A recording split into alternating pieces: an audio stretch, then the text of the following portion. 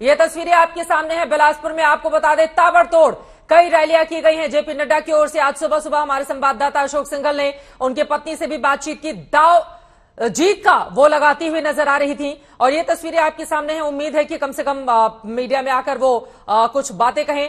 जी अशोक सिंघल, अपनी बात को आगे बढ़ाइए, आप बातचीत कीजिए। अशोक।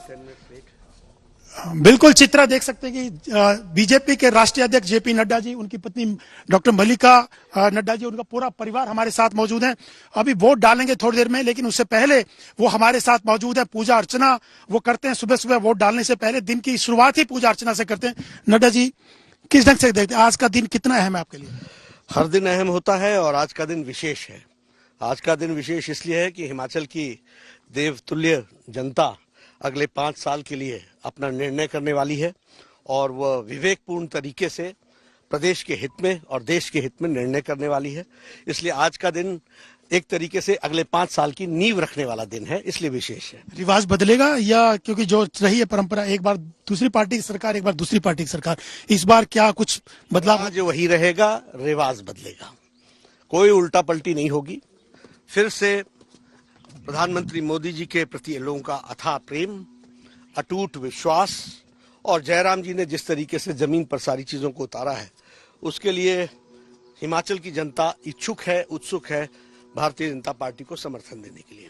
तो आज मंदिर भी पहुंचे, देख सकते हैं कि जेपी नड्डा जी और उनका परिवार मंदिर पहुंचा है। क्या मांगने आए हैं भगवान से आप?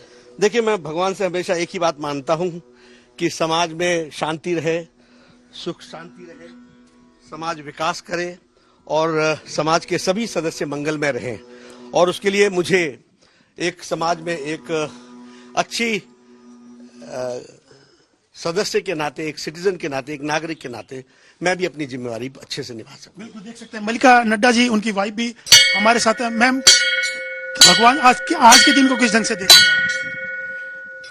लोकतंत्र का सबसे बड़ा उत्सव है आज, और इस उत्सव में हम सब ईश्वर से यही प्रार्थना करते हैं कि भारतीय जनता पार्टी विजयी हो और डबल इंजन की सरकार में बने और हमारे आदरणीय प्रधानमंत्री जी का आभार सब लोग अपने वोट के माध्यम से व्यक्त करें। देख सकते हैं कि नड्डा जी और उनका परिवार, उनके बेटे मेरे साथ मौजूद हैं। गिरीश जी, हरीश जी, किस ढंग से देखते हैं? आपने बहुत काम किया यहाँ पे बिलासपुर के इलाकों में, कई कॉन्स्टिट्यूंसीज में आप गए, युवाओं में आप खासतौर से काम कर रहे हैं, क्या बदलाव देखते हैं इस बार? युवा बहुत ही मोटिवेटेड है और युवा ये देख पाया है कि कौन से ऐसे बड़े प्रोजेक्ट्स थे, कौन से ऐसे अपॉर्चुनिटीज़ थी जिनमें उनको रोज़गार मिला है और जिसमें उनका भविष्य सुरक्षित है। और जो हमारे यहाँ पे एक समस्या रहती है ड्रग्स की, नशे की, उसके प्रति आज सारा युवा उसके खिलाफ खड़ा हुआ है और उनको पता है कि भारतीय जनता पार्टी एक ऐसी पार्टी है जिसके साथ जुड़ेंगे तो समाज भी सुरक्षित रहेगा, युवा भी सुरक्षित रहेगा, देश भी सुरक्षित रहेगा। देश भी सुरक्षित रहेगा। लेकिन इस बार प्रियंका गांधी ने खासतौर से काफी कैंपेन किया, युवा है तो आपको लगता है कि कुछ इम्पैक्ट होगा? उनके कैंपेन का हमको यहाँ पे ऐसा कोई असर दिखा नहीं। खासकर बिलासपुर में जिन विधानसभा क्षेत्रों में मैं था, उन क्षेत्रों में कोई ऐसा असर उनका दिखा नहीं, ना ही कोई ऐसे यूथ उनसे मोटिवेटेड है या उनसे प्रोत्साहित हैं। लेकिन दूसरी तरफ हमारे पास भारतीय जनता पार्टी में अच्छे युवा नेतृत्व है, अच्छा युवा लोग हैं, तो हमारे पार्टी के लोग ज़्यादा मोटिवेटेड उन लोगों से हैं और उस यूथ मोदी जी के से सबसे ज्यादा मोटिवेटेड है और उनको अपना प्रेरणा स्रोत मानते हैं। बिल्कुल, मोदी जी को प्रेरणा स्रोत मानते हैं। देख सकते हैं कि जयप्रकाश नड्डा जी, उनका परिवार यहाँ पे पूरा पूजा अर्चना कर रहा है और नड्डा जी का यही कहना है। हाँ, देखिए उनकी भाभी भी हैं, उनके भाई भी यहाँ पर मौजूद हैं, तमाम लोग यहाँ मौजूद हैं। नड्डा साहब के भाई भी हैं यहाँ पे, पहली बार टीवी पे आप उनको देखेंगे। आप किस ढंग से देखते हैं इस बार चुनाव को? बहुत अच्छा है, ये उत्सव का विषय है ये चुनाव, और हम श्योर हैं कि भारतीय जनता पार्टी दोबारा सरकार बनाएगी और इसमें कहीं कोई किसी को संशय नहीं होना चाहिए। नहीं है। आप देख सकते हैं कि बिल्कुल ये नड्डा साहब के भाई थे, पहली बार लोगों ने टीवी पे देखा होगा इनको, क्योंकि पॉलिटिक्स में एक्टिव नहीं है। लेकिन देखिए नड्डा साहब और उनके परिवार ने पूजा अर्चना की। आपकी जो आपने मांगा है भगवान से, आपकी इच्छा पूरी होगी नड्डा साहब? मैं क्योंकि समाज के लिए मांगता हूं, मेरी इच्छा भगवान ने हमेशा पूरी की है और क्योंकि वो एक अच्छे हित के लिए मैं कहता हूं, तो भगवान हमेशा भारतवर्ष पर एक तरीके से उनका आशीर्वाद रहता है, तो इसलिए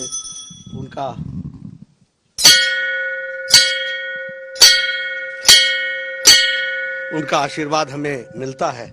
और मैं क्योंकि समाज के लिए ही प्रार्थना करता हूं और समाज में इतनी ताकत है जिसको ईश्वर सुनता भी है और हमें सफलता भी देता है। तो पूजा आज खास तौर से की है या हर रोज ही रूटीन आपका? नहीं, प्रतिदिन जब भी मैं यहाँ आता हूँ, यहाँ से निकलने के पहले मैं इधर आता हूँ। यह मेरी नवग्रह वाटिका भी है, श्रीमती जी ने बनाई है। मैं इसको भी एक बार नमस्कार करके, और इस हमारे बुजुर्गों ने, पिताजी ने ये मंदिर बनाया है, सिद्ध का मंदिर, इसको सिद्ध का मंदिर कहते हैं। जी जी। तो ये तपोस्थली जैसी है, तो यहाँ पिताजी ने बनाया है। तो मैं यहाँ आता हूँ, यहाँ चक्कर लगाता हूँ और इसके बाद ही मैं प्रस्थान करता हूँ हमेशा से? हमेशा। यहाँ कितना बड़ा आपका होम स्टेट है हिमाचल प्रदेश, कितना बड़ा चैलेंज है आपके लिए ये चुनाव? अशोक जी, आप जानते हैं मेरे लिए हर चुनाव चैलेंज होता है और हर चुनाव को मैं उसी तरीके से देखता हूँ। अभी यहाँ से निकलूंगा तो दिल्ली का एमसीडी का चुनाव आ जाएगा और दिल्ली के एमसीडी के चुनाव के साथ साथ गुजरात का चल ही रहा है। तो कल भी मैंने गुजरात की मीटिंग ली थी और एमसीडी की मीटिंग ली थी, और उसके बाद वहाँ से हम आज हमने एमसीडी के टिकटों का फाइनल करना है, तो उसके लिए भी हम यहीं से वीसी से जुड़ेंगे और शाम तक आप देखेंगे कि हम कुछ फैसले एमसीडी की भी कर पाएंगे। गुजरात पे भी नजर, एमसीडी पे भी नजर। बीजेपी के बारे में कहा जाता है एक चुनाव खत्म नहीं होता, दूसरे चुनाव की तैयारी में लग जाती है बीजेपी। देखिए, बीजेपी आदरणीय मोदी जी के नेतृत्व में पार्टी ने 24/7 365 डेज काम करना सीखा है और इसलिए पूरी तन्मयता से वन आफ्टर अनदर हम चुनाव को लड़ते हैं और पूरी ताकत से लड़ते हैं। ये अपना चुनाव है, वो पराया चुनाव है, ऐसा कुछ नहीं होता। सब चुनाव हमारे हुए और सब चुनाव के प्रति मैं उसी तरीके से एक जिसको कहते हैं जागरूक भी रहता हूँ। और सारी पार्टी करोड़ों कार्यकर्ता लगते हैं, लाखों कार्यकर्ता लगते हैं। नड्डा जी, कहा जा रहा है इस बार का चुनाव बहुत टाइट है, जो खबरें आ रही हैं, जो चीजें सामने आ रही हैं, क्या वजह क्या है? क्या रिवाज जो रहा है, परंपरा रही है, वो चलती रहेगी या कुछ उसमें बीजेपी जिस ढंग से पूरी ताकत झोंकी बीजेपी ने, प्रधानमंत्री से लेकर तमाम लोगों ने, और आपका तो होम स्टेट है, आपने भी डेरा डाला हुआ है, तो आपको लगता है कुछ टाइट सिचुएशन है? क्योंकि बागी भी बहुत खड़े हैं, उन बागियों की वजह से नुकसान होगा? देखिए, हर चुनाव आप कहते हैं टाइट है और हर चुनाव में मैं बोलता हूँ, और आप रिकॉर्ड में लेते हैं अशोक जी मुझे, कि और हर चुनाव में मैं बोलता हूँ कि बिल्कुल कंफर्टेबली हम जीतेंगे और हम जीतते भी हैं। तो यह भी कोई चुनाव टाइट नहीं है, लोगों ने मन बना लिया है। लोग प्रजातंत्र में बोलते नहीं है, हमें नजरें पहचाननी पड़ती है और नजरें से जानना पड़ता है, और मैं नजरों को पढ़ने में अच्छा हूं, इसलिए मैं कह सकता हूं कि लोगों ने ही मन बना लिया है। और जहां तक आपने बात की कुछ बागी खड़े हो गए हैं, ये डिसिप्लिन पार्टी है, यहाँ लोग जो जिसको टिकट मिलता है उसके साथ खड़े हो जाते हैं, बाकी लोग फिर देखते ही रह जाते हैं। तो देखिए नड्डा जी, गायें जो हैं हमेशा से ये मंदिर में पूजा करने के बाद गायों को रोटी देते हैं, उनको खिलाते हैं, और हमेशा से इनकी शुरुआत यहीं से होती है। और वोट डालने से पहले नड्डा जी देखिए पूरे परिवार के साथ गायों के बीच पहुंचे हैं और उनको पेड़ा और खाना खिला रहे हैं। देख सकते हैं कि नड्डा जी का हमेशा से ये रूटीन रहा है। तो नड्डा जी, मैं आपसे बात कर रहा था कि इस बार का चुनाव पिछली बार से कुछ अलग चुनाव है।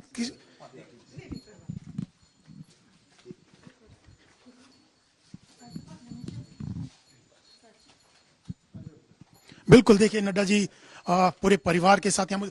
मैं ये बात कर रहा था आपसे, क्या पिछली बार का चुनाव जो है, इस बार का चुनाव अलग है पिछली बार से? हर चुनाव अपने तरीके से अलग होता है।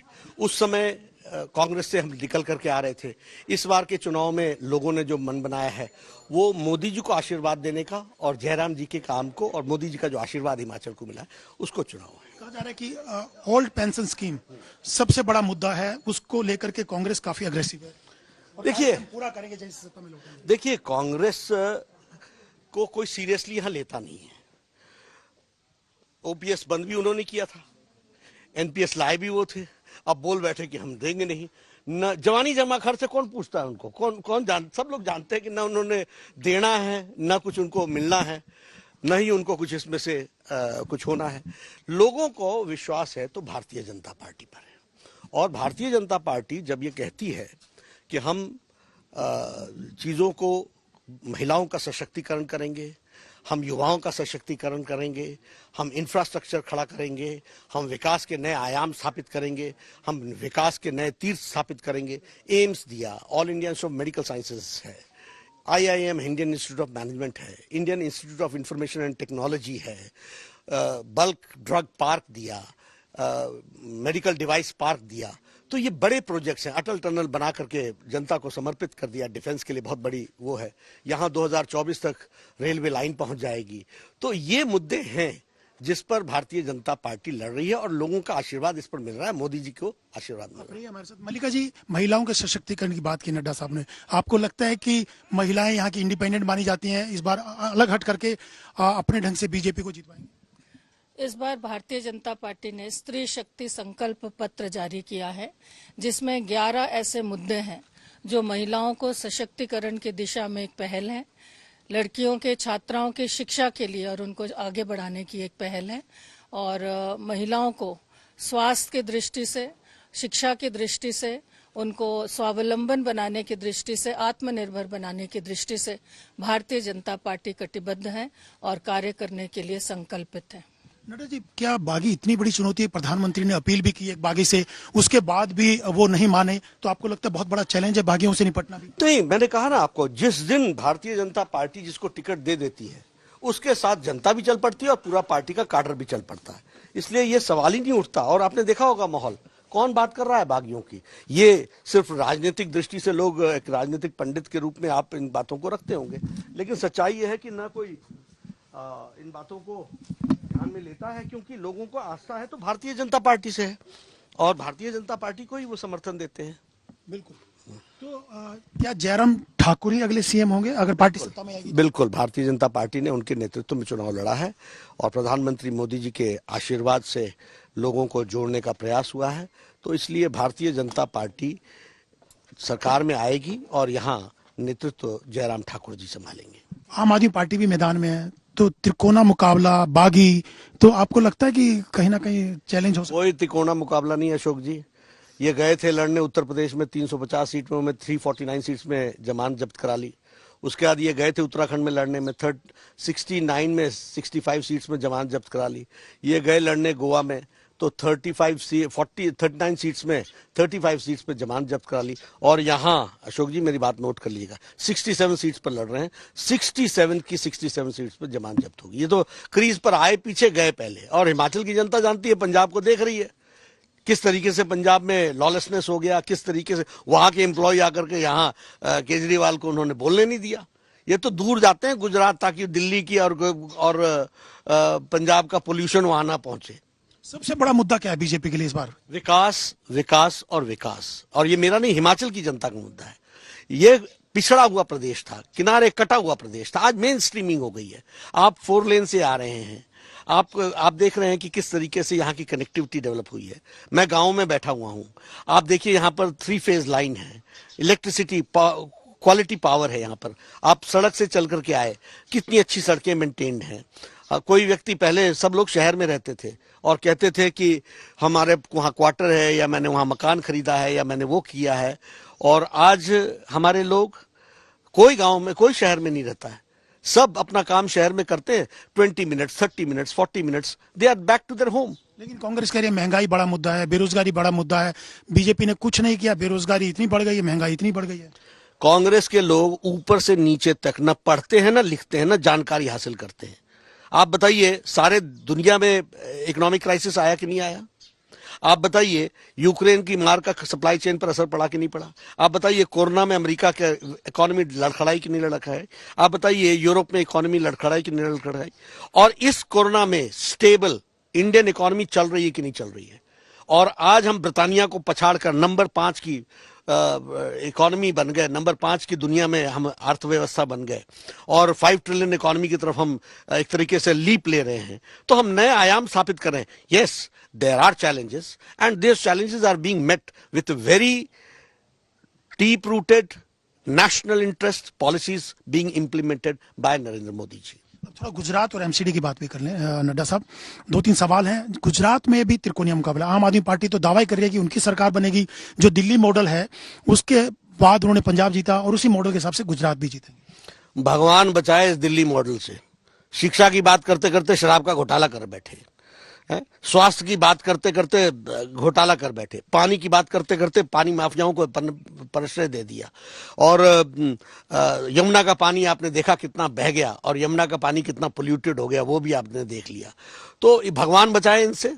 और इसीलिए ये प्रचार हिमाचल करने नहीं आ रहे हैं, क्योंकि मालूम है पंजाब की हवा यहां तक पहुंची हुई है, लोगों को मालूम है इनका चरित्र चेहरा, और ये गुजरात जाकर के करते हैं। लेकिन दिल्ली में भी साफ होंगे और गुजरात में तो खड़े नहीं हो पाएंगे। तिकोना मुकाबला पहली बार गुजरात में नहीं है। तिकोना मुकाबला आप भी बैठे हैं, मैं भी बैठा हूं, आपके ध्यान में आ जाएगा। ये हर जगह हल्ला करते। तिकोना मुकाबला के तो सरकार बना रहे थे उत्तराखंड में। इनका अध्यक्ष आजकल हमारे, इनके चीफ मिनिस्टर कैंडिडेट आजकल हमारा प्रचार कर रहे हैं। उनका कहना है कि जो दिल्ली में स्कूल और हॉस्पिटल्स हमने बनाए, मोहल्ला क्लिनिक बनाई, वो पूरे दुनिया में चर्चा हो रही है। देखिए, मैं फिर कहना चाहूंगा कि इनकी दुनिया खुद का एडवर्टीजमेंट की दुनिया है। 2 लाख रुपए का केमिकल खरीद के पराली जलाने चलते हैं, उसको समाप्त करने चलते। 24 करोड़ का एडवर्टीजमेंट दे दिया, कहां डालेंगे इनको हम? मेरी बात को आप ना करवा दीजिए जरा। आरटीआई में पूछ करके देख लिए। 2 lakh rupees was spent on in Pusa for making a chemical to finish or to address the issue of parali, और 24 करोड़ का एडवर्टीजमेंट दे दिया। और पराली कहां जली? 18% पंजाब में इस बार ज्यादा पराली जली। किसकी सरकार है पंजाब में? और दिल्ली के लोगों को गैस चेंबर बना दिया उनको रहने के लिए। तो ये तो आप मुझे कहना नहीं चाहिए, लेकिन झूठ के ये चैंपियन है। और दिल्ली की जनता, पंजाब की जनता जान गई है। हिमाचल पहले ही बहुत जागरूक है, इसको बताने की जरूरत नहीं होती है, ये हम लोगों को बता देते हैं। कहा जा रहा है कि 27 साल की एंटी इनकम्बेंसी है बीजेपी की गुजरात में, और आप लोगों ने काफी सीटिंग विधायकों को बदला। इवन विजय रूपानी जैसे, नितिन पटेल जैसे कद्दावर नेताओं को, जो मुख्यमंत्री रहे, डिप्टी सीएम, उन सबको आपने उठा के टिकट नहीं दिया। देखिए, पहली बात तो there is no anti incumbency, there is pro incumbency. हम हमेशा प्रो इनकम्बेंसी। हिमाचल में आए आप घूम रहे हैं, आपको कभी जयराम जी के खिलाफ कोई शिकायत सुनी आपने? कहीं आपने कोई वातावरण देखा? There is a pro incumbency. The same way there is also pro incumbency in Gujarat. हाँ, सिस्टमैटिक तरीके से जनरेशनल चेंज ये हमारा तरीका है, इसलिए हम लीडर्स को नए रिस्पॉन्सिबिलिटी में डालते हैं और पुरानी रिस्पॉन्सिबिलिटी में नए लोगों को डालते हैं। हमारे यहाँ एक भी जिला अध्यक्ष दिखा दीजिए, मैं राष्ट्रीय अध्यक्ष हूं, जिसकी उम्र 45 से ज्यादा हो। We don't allow. आप मुझे एक भी युवा मोर्चा का अध्यक्ष दिखा दीजिए जिसकी उम्र 30 साल से ऊपर हो। तो वी लुक फॉर, तो ये कैसे होता है? तो किसी न किसी को हटाएंगे तभी लाएंगे ना। तो उसी तरीके से हमारे young chief minister Jairam Thakur is a young chief minister, Pushkar Dhami is a young chief minister, Yogi ji himself is very young. तो हमारे यहाँ इस तरीके का काम चलता रहता है।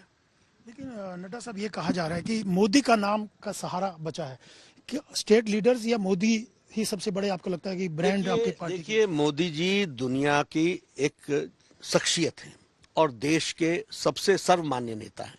वो भारतीय जनता पार्टी के हैं। यह हमारा सौभाग्य है कि नहीं है? मैं राष्ट्रीय अध्यक्ष हूं, दुनिया उनकी बात को सुनती है, तो उनका हम सदुपयोग करेंगे कि नहीं करेंगे? और उनका उपयोग होना चाहिए, समाज के लिए नहीं होना चाहिए। लेकिन कोई हम उनको ही देखिए, अब यहाँ आए, उन्होंने 4 रैलियां की, 4 लोकसभा, एक रैली एक सभा में की, और उन्होंने बात की। उनकी बात का बड़ा इंपैक्ट पड़ता है। तो क्या हम उसको उनका लाभ न लें? लोगों को उन पर विश्वास है, लोग उनको देख करके वोट देते हैं। तो ये हमारे लिए सौभाग्य की बात है कि एक इतनी बड़ी शख्सियत जिस पर समाज आगे मानता है, हम उनका उपयोग करते हैं। एमसीडी चुनाव में भी केजरीवाल, ये खबरें आ रही हैं कि बीजेपी ने एमसीडी चुनाव गुजरात चुनाव के पैरेलल किए हैं ताकि केजरीवाल को फंसा के रखें। अगर गुजरात जाएंगे तो एमसीडी सफर करेंगे, एमसीडी में रहेंगे तो गुजरात। तो क्या स्ट्रेटेजी थी बीजेपी की? देखिए, ये अजब बात है। चुनाव हम डिलिमिटेशन कराते हैं तो बोले भाग गए चुनाव से, जब चुनाव कराते हैं तो बोलते हैं चुनाव ऐसे वक्त कर दिया। इनसे तो भगवान बचाए। ऐसा तो होगा नहीं कि अंपायर इनकी मर्जी का होगा, क्रिकेट फील्ड भी इनकी मर्जी का होगा, क्रीज भी इनकी मर्जी का होगा, और बॉलर बॉल भी इनकी मर्जी का फेंकेगा। ऐसा नहीं होता। उनका कहना है कूड़े के ढेर, दिल्ली की खस्ताहाल सड़कें, सफाई नहीं, ये सब मुद्दे बनेंगे इनके, कूड़े के ढेर। ठीक है ना, हम सारे मुद्दों का जवाब देंगे कि हमने आपको 300+ करोड़ रुपए दिया इस सारी चीजों के मैनेजमेंट के लिए, आपने नहीं खर्च किया, आपने उनका ध्यान नहीं रखा, आप ही इन सब चीजों को क्रिएट करते रहे, क्योंकि आपको लोगों के हितों से लेना देना नहीं है। राजनीति करना आपकी आदत है, आपकी फितरत है, और आपको इस बार एमसीडी में दिल्ली की जनता सबक सिखाएगी। नड्डा साहब, एक सवाल ये है कि हिमाचल आपका होम स्टेट है, तो कितना बड़ा आपके ऊपर दबाव या बर्डन है दोबारा से सत्ता में लाना बीजेपी? देखिए, मैं हमेशा कोई बर्डन नहीं रखता। हर चुनाव मेरे लिए महत्वपूर्ण है। करोड़ों कार्यकर्ता हैं, लाखों कार्यकर्ता हैं, सब मिलकर के लगते हैं। इतने बड़े नेताओं की फौज है, तो इसलिए मुझे बर्डन रखने की क्या जरूरत है। हम सब मिलकर के काम करते हैं। हाँ, मैं इतनी चिंता जरूर करता हूं कि किसी की भी काम का उपयोग न हो, यह संभव नहीं है। सबका उपयोग हम करते हैं, और हम चिंता नहीं करते, चिंतन करते हैं। आपके बेटे भी बहुत पॉलिटिकली एक्टिव हैं, सोशल वर्क कर रहे हैं पिछले काफी समय से, और खास तौर से कई कॉन्स्टिट्यूंसी इस बार भी वो युवाओं के बीच काम कर रहे हैं। क्या वो भी राजनीति में आएंगे? नहीं, उनका राजनीति में आने का कोई इरादा नहीं है। वो एक सोशल एक्टिविस्ट है, और वो सोशल एक्टिविस्ट के रूप में काम करते हैं।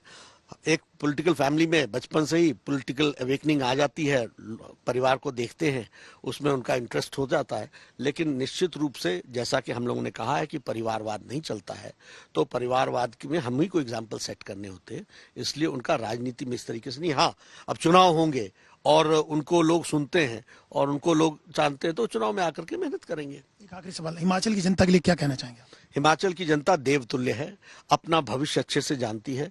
आज मैं सिर्फ इतना ही कहूंगा कि अपना वोट आप जरूर डालें, और प्रदेश हित में और देश हित में आप डालेंगे ही। मेरा आपको शुभकामनाएं हैं। बिल्कुल, देख सकते हैं कि चित्रा नड्डा साहब और उनका परिवार बहुत उम्मीद पाले हुए है। उनका दावा भी है कि रिवाज बदलेगा और दोबारा से बीजेपी सत्ता में लौटेगी, क्योंकि विकास के मुद्दे पे वो वोट मांग रहे लोगों के बीच जा रहे हैं। राज रहेगा, रिवाज बदलेगा, बार बार इस बारे में जिक्र करते हुए भारतीय जनता पार्टी के राष्ट्रीय अध्यक्ष जेपी नड्डा को आप सुन रहे थे।